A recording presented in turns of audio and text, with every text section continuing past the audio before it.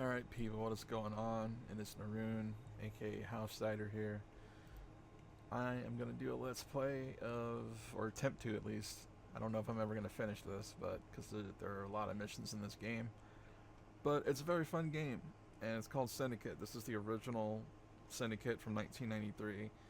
I originally got into this series actually with a 2012 reboot slash uh, spiritual, almost a successor, but not really. But that game was great. I don't care what anyone says. That was a great co-op game, and even the single player was pretty good.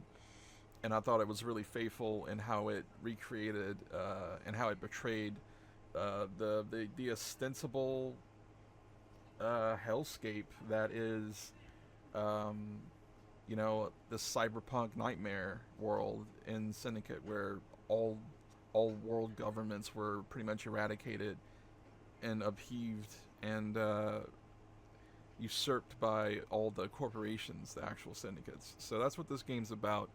About you, a sub syndicate of Eurocorp.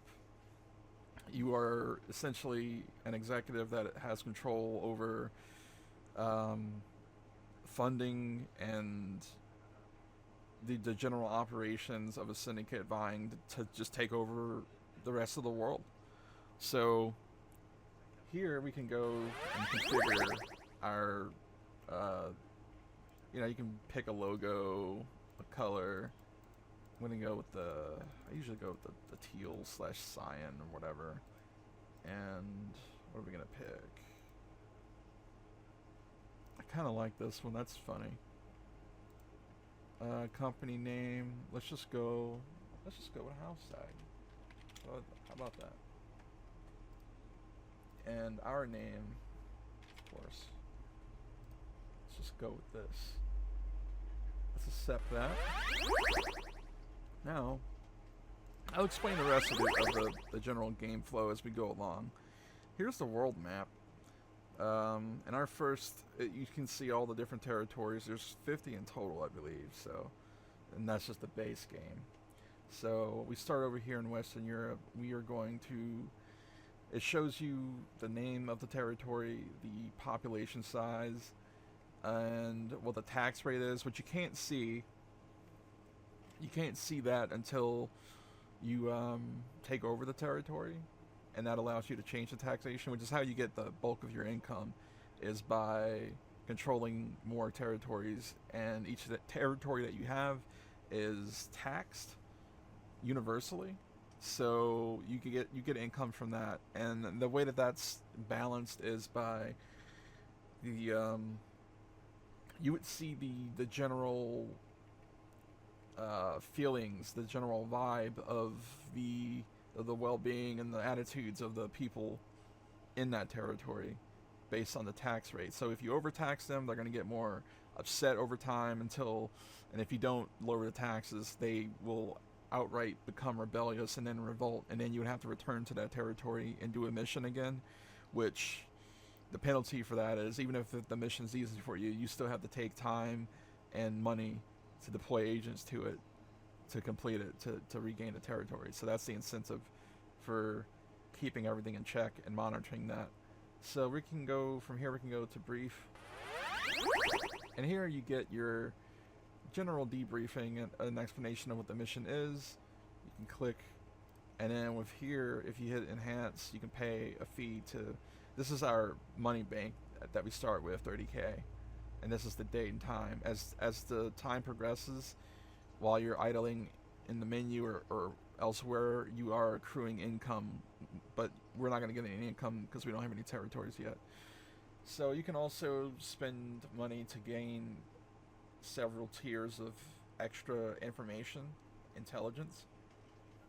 So here, I'm going to do it once, twice, and then a third time. And this is the map. You can enhance and get more detail on the map, but I don't really find much use of it because it's so low detail, and you're going to be seeing something else in-game anyway. So let's read the debriefing. Mercenary camp assassination. Intelligence reports have indicated that an army colonel is stealing resources from your weapons division and using them to equip his mercenaries. His base has been set up just outside one of our cities, and the populace has reported disturbances caused by his troops. Your squad will be deployed near the entrance to the camp. Their objective is to eliminate the colonel. Defense updates. This is our first intel that we bought. Surveillance reports show that the camp is guarded by about 5 militia armed with both shotguns and pistols. Another update. The colonel is believed to stay in the northernmost building of the camp. If he becomes aware of your presence, he may decide to withdraw. He must not be allowed to escape.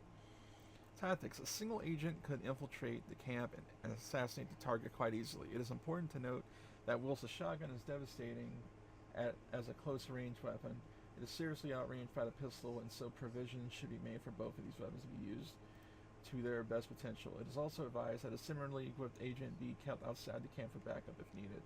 So, essentially, there's just the main target is just one guy.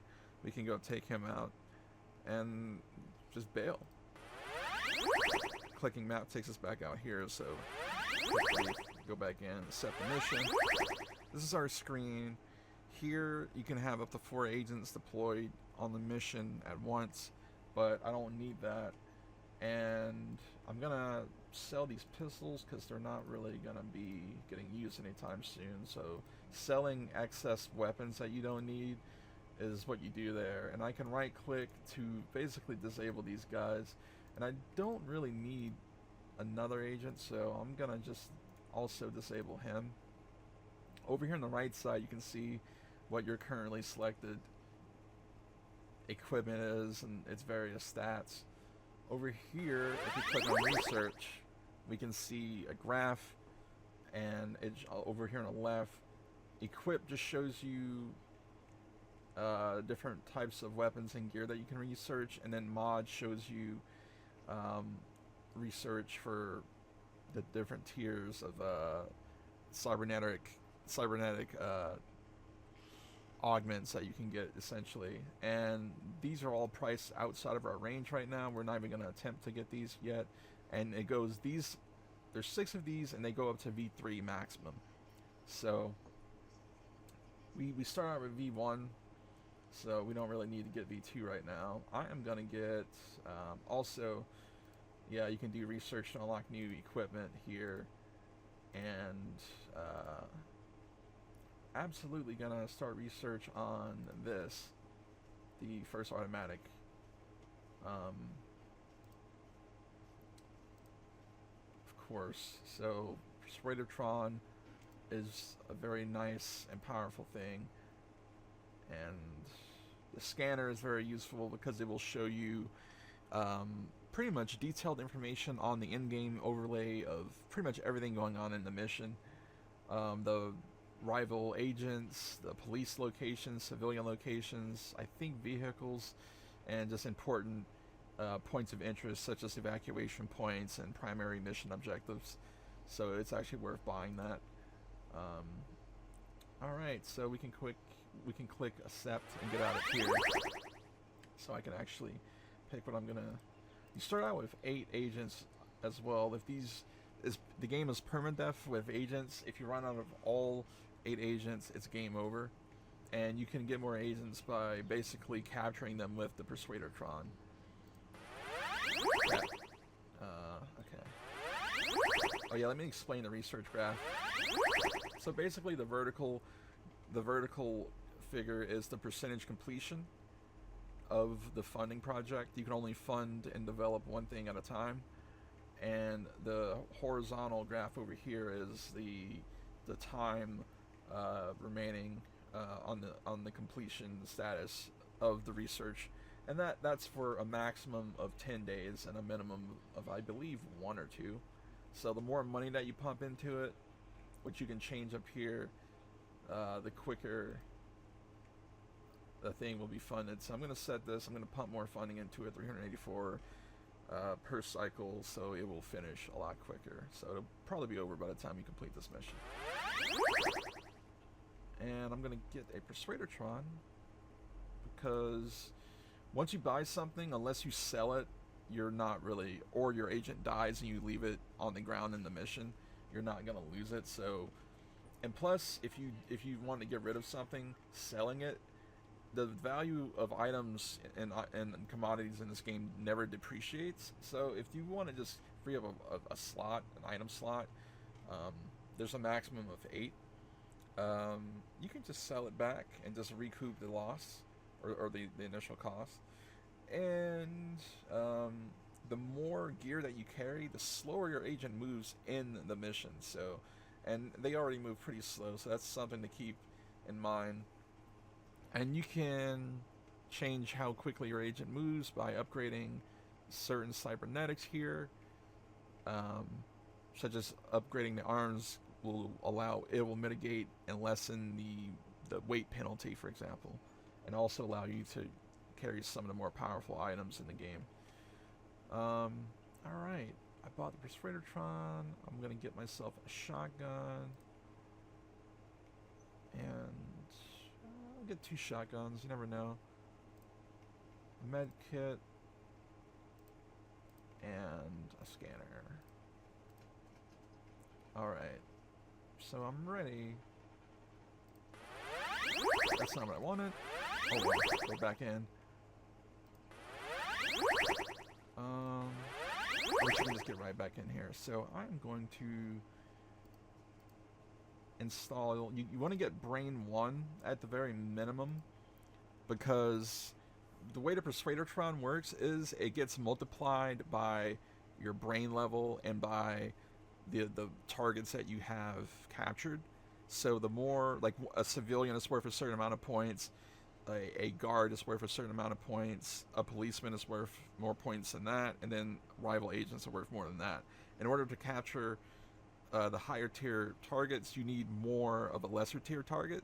So, for example, I might need 5 civilians to capture 1 policeman, but then I might need, because the policeman is worth X amount, if I put civilians or guards, that those values get multiplied off of each other, and then it'll take less to capture an agent, and even less if I have a higher tier brain. So I think I'm also gonna bring, how much is chest? 8,000. Don't really want to spend too much right now. I'm just gonna focus on, I'm gonna get arms so I can move quicker, and I'll get legs too. I'm gonna be ballsy here.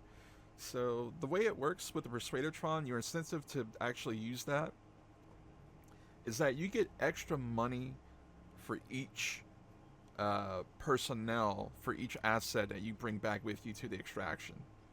So for each agent, each like rival agent, you can get a lot of weapons, and you get all their weapons with you that they had with you, and the upgrades that they may have had. So rival agents are incredibly dangerous because they're cyborgs, and they can take way more punishment but also dish out way more punishment. So you want to neutralize or capture them ASAP. But everyone else, like the guards, they're all squishy and they're just regular humans, and they die really quickly, but you still don't want to like get caught unawares. So anyway, that's enough babbling. We got our gear, so let's get in there. And then I can explain the IPA system. So over here, you've got the IPA system. So it's actually, even though it's IPA, which stands for Intelligence, Perception, and Adrenaline, they're actually listed in reverse order from top to bottom. So it's actually like API. So it's Adrenaline. If I boost that up, I move faster and respond quicker to stuff. And Perception, I think, ostensibly lets you target, increases your target acquisition range and speed, and lets you be more proficient. And then Adrenaline essentially, that's the red one is Adrenaline, and then this one down here, Intelligence.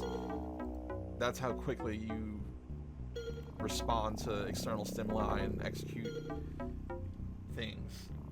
And the more that you use a drug, it increases your dependency on that drug, the white line here. So you can go to the left to like help mitigate that and lower that. And the colored bar, the darkened section, that shows you how much of the drug has been used up. So you can see it increasing from the left So yeah, I'm gonna, and then if I click left and right mouse button, it basically puts you in panic mode where you all three get filled up, and then that agent automatically equips a weapon and starts defending himself. I wish I knew that whenever I was playing this game yesterday, and I lost like 3 or 4 agents because of that. Anyway, I'm gonna undo these, and that's basically the gameplay. This little middle thing here, if I had more agents, it would select all of them, and hitting it again unselects them. So I am gonna, if you have a weapon equipped and like police officers, because of the way the law works in this game, they need to draw their weapon and then openly state to you to drop your weapon before they can fire on you. So you can take advantage of that by just not having a weapon equipped and just walking around. And I don't know how many civilians are on this map, so I can like move around. If I right click on the map here, it will take me to that area, and if I right click on an agent, it will take me right back to him.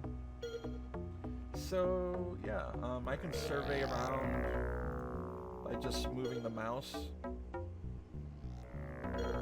and that beeping sound that you hear, that's coming from my scanner, which is passive, and it's basically showing me that the target is in this building. And you can see if I hover my mouse over him, he's in there. That's just letting you know, because you can't see through walls in this game. And this is presumably his escape path. If I wanted to, I could have, well, I don't really have the armaments to blow it up, but it's pretty easy to stop him. So I think that's a rival agent. I can't exactly persuade him because there's not really, I don't see any civilians, so there's a guard over here. I'm probably just gonna take these guys out. So let's get on with it. Gonna move around. We are gonna see, as you can see, moving speed. I think that's a civilian, so I'm gonna go and persuade him. We just want to get some, just get that adrenaline up. Oh no, that's a guard. Okay.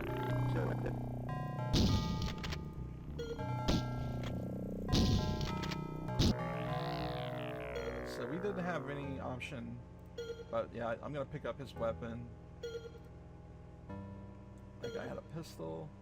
No civilians on this level, unfortunately, so I'm just gonna have to, they made it, I guess, super easy, so we're just gonna go up here and take this guy out.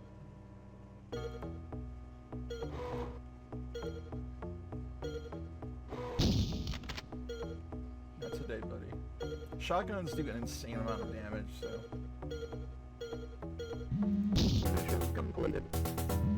And now we just, now I can just press space.